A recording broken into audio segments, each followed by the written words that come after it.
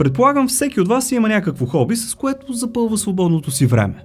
Дали това ще е четене на някоя хубава книга, каране на колело сред природата или пък малко гейминг. За някои хора обаче това е крайно недостатъчно. От екстремно гладене на дрехи до ловци на гробове. Днес ще ви разкажа за най-странните хобита в света. Като споменах книга преди малко, само да ви напомня, че 50 невероятни места в България е вече налична по книжарниците, както и онлайн с отстъпка. Поръчайте от линкчето в описанието. Благодаря ви за подкрепата. Екстремно гладене. Определено най-досадното нещо след миенето на чинии е гладенето на дрехи. Така през 1997 Фил Шоу решава да съчетае омразното си гладене с най-любимото си нещо на планетата – скалното катерене. Тогава изобщо не предполага, че създава движение с хиляди последователи, които съчетават приятните си хобита с досадното гладене. Практикуващите могат да бъдат засечени с ютия в ръка по време на скачане с парашут, колоездене, на върха на планина, дори под водата или на гърба на крава. Скъпи приятели, дори се провежда и световно първенство по екстремно гладене. Нудлинг. Всеки може да лови риба с въдица. Я бъди мъж и хвани огромен сом с голи ръце. Това хоби е известно още като нудлинг и освен на сомове, може да се практикува и на други видове риба. Най-често се среща в САЩ, но бързо набира популярност и в други страни. Знаехте ли, че в дълбокото минало на човечеството, хващането на риба с голи ръце е било като изпитание за мъжество? Всеки знае колко трудно се хваща риба с ръце, а сега си представете 50 кг сом. Някои риби може да са хищни и доста големи и затова се смята за опасно хоби. Муинг. В превод от английски муинг означава мучене. И сигурно сега се сетихте кое е най-известното животно, което мучи. И това не е краварката в левия ъгъл, ами същинската крава до нея. Муингът е вид хоби, при което хора се опитват максимално правдоподобно да мучат като крави. Чуйте, например, един шампион. То също си има световно първенство, което се провежда всяка година в щата Уисконсин, САЩ. Нали? Къде другаде? Колкото по-реалистично мучиш и наподобяваш крава, толкова по-голям е шансът за награда. Състезание с патици. Сега, не си мислете, че някакви пичове просто яздат патици. Не. Това хоби е значително по-сложно, отколкото звучи. Трябва да си направите специален отбор от няколко патици, след което да дресирате овчарско куче, което да ги съпровожда по трасе с препятствия и да ги отведе до крайната цел – кошарата. Може да ви се стори смешно, но това нещо е хиперпопулярно в Англия, където дори се използва за тимбилдинги. Компании плащат хиляди паунди, за да може служителите им да тренират с един отбор патици. Риболов с магнит. По-скоро магнитолов. Не съм сигурен много за термина, но това буквално означава да вържеш мощен магнит към въже, да го мяташ по разни водоеми и да се надяваш да закачиш нещо, докато го теглиш обратно. Нещо като търсене на съкровища, само че под вода. Каквото има по дъното и е метално, за да го хване магнита, ваше си е. В YouTube подобни видеа имат по 15 милиона гледания и хората вадят какви ли не странни неща. В Амазон, между другото, се продават подобни комплекти на около 70 лева.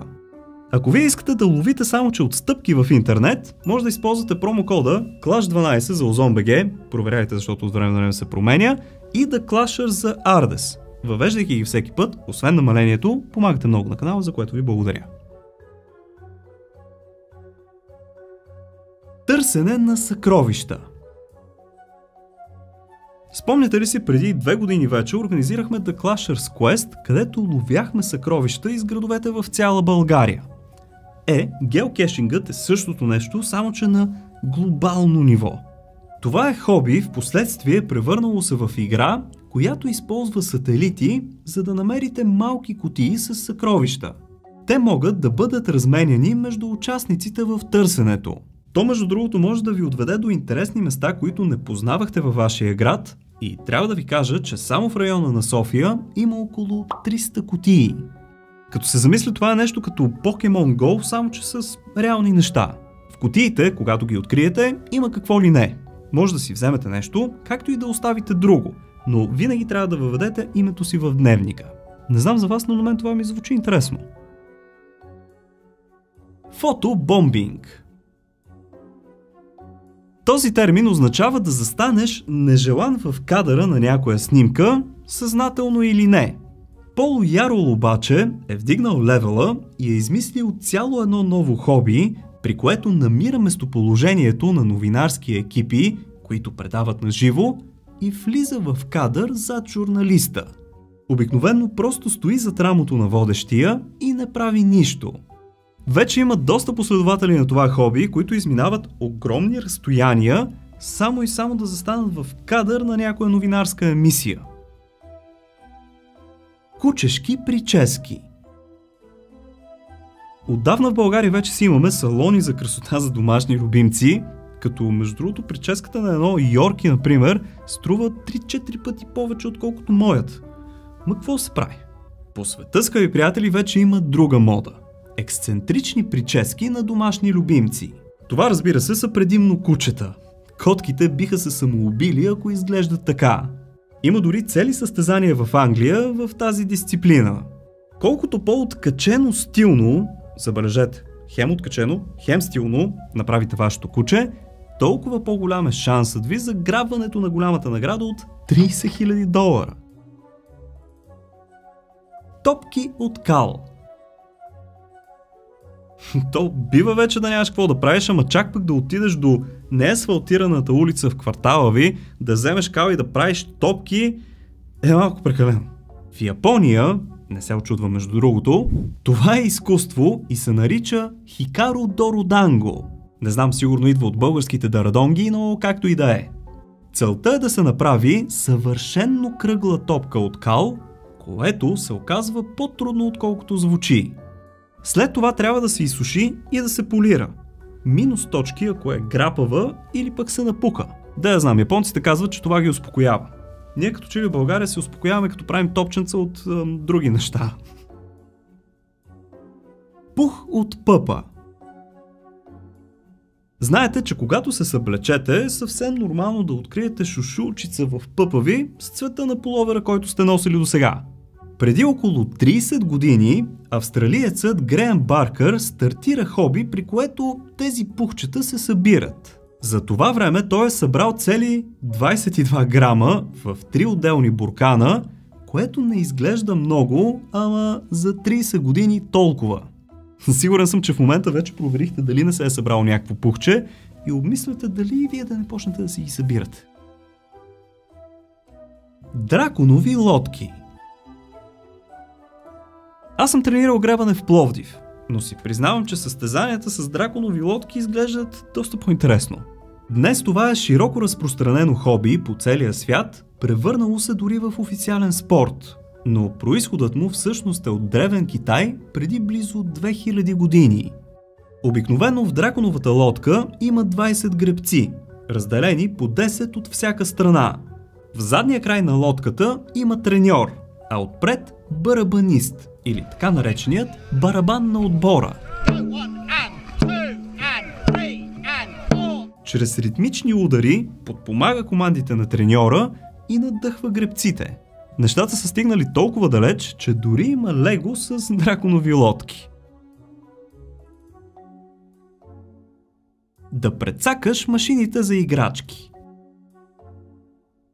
Знаете ги тези автомати, в които са затворени плюшени играчки и цъкате с една ръчка и копче, за да си уловите някоя от тях. Малката, между другото, редовно ме муфти по 2-3 лева да цъка на тези машинки и след това плача, като не си спечели играчка.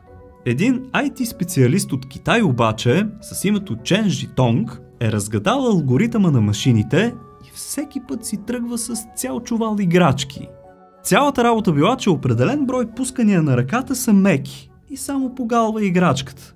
а едно следващо пускане е бая здраво и я хваща. Китаецът ходи по търговските центрове и виси с часове, като брои пусканията на децата и като минат, да кажем 8, отива до машината и просто си взима играчката. Той става толкова известен в града си, че собствениците на такива машини го молят да не играе на тях. Мъжът планира предавания на живо, за да заинтригува и научи повече хора как да практикуват хобито му. Джогинг, ама назад. Аран Йодър има едно нетипично хоби. Той не просто обича да бяга, ами го прави назад. Той споделя, че перспективата така много повече му харесвала, защото виждал какво огромно разстояние е пробягал. Ама това, че ще го блъсне камион, нали няма проблеми. Това негово хоби се заражда в главата му след съвет на лекарите да спре да бяга заради проблеми с краката. Аран обаче толкова много обичал да бяга, че намира някакъв лайфхак и затова започва да тича наобратно. Противно на очакванията, той е доста бърз и дори е вписан в книгата за рекордите на Гинес. Отделно, така натоварването на ставите е малко по-различно и лекарите са окей. Вече има доста последователи и други хора, които тичат назад. Вие, скъпи приятели, не го правете, защото е наистина опасно. Но пък е напълно окей да се абонирате за канала. Така постоянно ще научавате готини факти. Да ловиш гробове. Знам как звучи, но спокойно.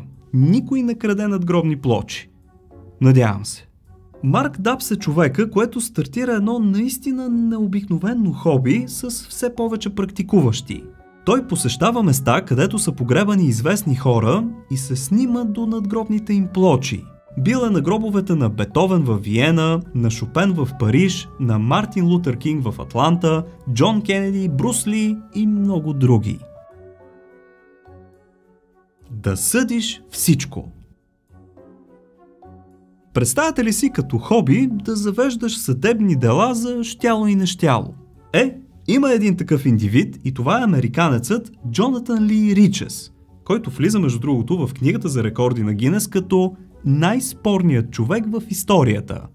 Най-интересното, скъпи приятели, е, че той е затворник. Но това не му пречи да завежда съдебни дела, както и да съди хората от Гинес заради даденото му определение.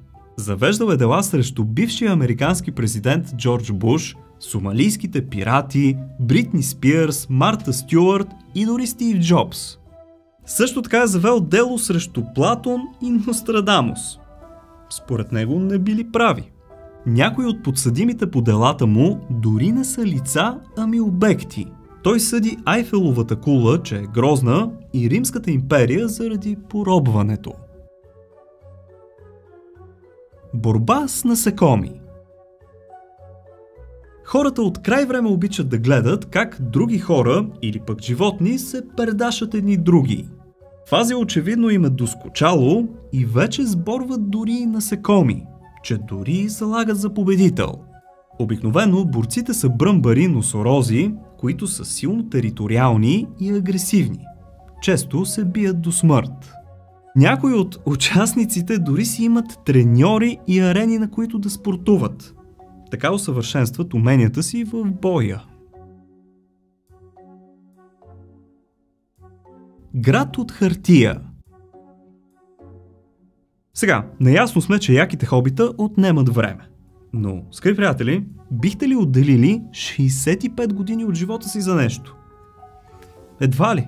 Германецът Пауло Шпербер е построил макет на цял мегаполис от хартия. Той собственоръчно е направил над 4000 сгради, а инструментите му са само молив, линия, хартия и лепило. Творението му се разполага на цели 40 квадратни метра и може да се види в шоурума на бивш мебелен магазин в Германия. Градът му изглежда наистина внушително със своята прецизност и мащаб. Мятане на смартфони. Обикновено хвърлянето на телефона се счита за проява на агресия или пък яд. Но по света има хора, които обръщат нещастието в хоби и мятат телефоните за кеф. В Финландия хвърлянето на мобилен телефон се е превърнало от хоби в напълно легален спорт. Има си дори международен шампионат, в който любителите на това хоби си мерят силите. Или по-скоро замаха си. Те се провеждат в САЩ, Чехия, Испания, Лихтенщайн, Белгия и Австрия. Има категории като хвърляне свободен стил, най-оригинално хвърляне и дори отборно хвърляне. Световният рекорд е 110 метра разстояние и се държи от германец метнал своя iPhone. При жените рекорда е 67 метра, също с iPhone. Дори при летенето iPhone-ите бият андроидите. Шегувам се напълно. Съпругоносене с препятствия. Това хоби отново се е зародило в Финландия и доказва колко любящ съпруг е някой, особено ако половинката му е от тежката категория. Шегата на страна. Корените на това занимание, което в наши дни се е превърнало в спорт, датират още от 1800 година. Разбойник с името Рос Ворон Кайнен решава да въведе нещо като приемен изпит за други разбойници. Накратко, тъй като за разбойниците краденето на жени се е случвало почти като рутина, тези, които искат да се присъединят към бандата му, трябвало да покрият този норматив – носене на жена през пресечен терен. Съотборничките обикновено се държат за краката, докато висят с лице надолу към земята, а бегачът спринтира толкова бързо, колкото може, преминавайки през най-различни препятствия. Кули от карти. Може би всеки от вас се е пробвал като дете да построи някаква къща от карти и си спомня колко пипкава и неблагодарна работа е. С достатъчно упражнение обаче, нещата може да изглеждат по съвсем различен начин. Това го доказва Брайан Бърк, чието хоби е да строи не просто къщи от карти, ами направо цели замъци. По професия той е архитект, но неговото хоби в последствие се превръща в начин да изкарва прехраната си. Той строи огромни конструкции от карти, които не са нито лепени, нито подсигурени по някакъв начин. Той прави и реплики от карти на реални постройки. Една от тях е, например, замъка на Дисни. Той е построил къща от карти с височина от 7 метра. Дори е вписан в рекордите на Гинес. Вулканобординг. Вулканобордингът, между другото, се смята за едно от най-екстремните хобита на планетата, което се практикува само от мегасмелчаци. Да летите на шейна с 100 км в час по склона на активен вулкан, като всеки момент може да се блъснете в скала, да нацелите лава или да се надишате с отровни газове, определено не е хоби за всеки. Макар отдалеч да изглежда супер приятно и лесно, доста често вулканобординга свършва в болница с тежки счупвания. Ако видеото ви е харесало, дайте по един палец нагоре. Пък ако искате да ударите едно дигитално рамо за нещата, които правя, може да използвате бутона Thanks, който се намира някъде тук долу. Абонирайте за канала супер лесно от ето това кръгче тук, след това червения бутон и накрая една камбанка, за да получавате известие, когато кача нещо ново. В случай, че имате още свободно време, което искате да инвестирате в други знания и факти, веднага цъкайте на някой от ето тези двете видеа тук. Благодаря ви, че за пореден път бяхте с мен. Чао и до нови срещи!